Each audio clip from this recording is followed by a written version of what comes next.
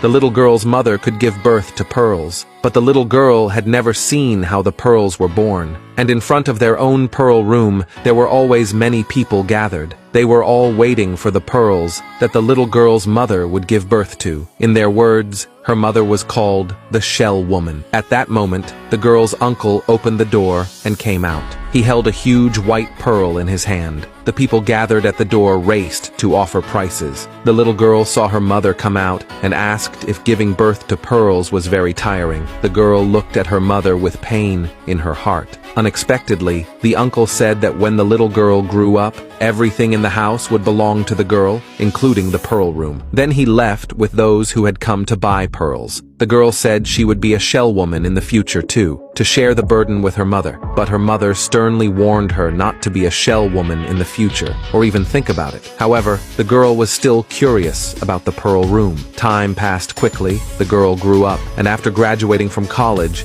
she immediately returned home. She happily showed her mother her diploma. Her mother was stunned when she saw it, because her daughter had chosen to major in aquaculture. The girl explained that she would take over the family's pearl business in the future. Unexpectedly, her mother disagreed. She even told the girl to leave immediately. The girl said she just wanted to help her mother give birth to pearls. But her mother said the family's method of producing pearls was something the girl could never learn. The girl was about to ask why when the uncle walked in. Her mother hurriedly halted their conversation. It turned out the uncle had called her mother to prepare for giving birth to pearls tonight. The girl wondered why. Even after studying aquaculture for 4 years, her mother still said she could not learn the family's pearl production method. To find out the truth, that night, the girl sneaked to the door of the pearl room and hid in a nearby corner. Then the uncle arrived with her mother and a strange man. They opened the door, and her mother and the stranger walked in. The girl wondered what they were going to do.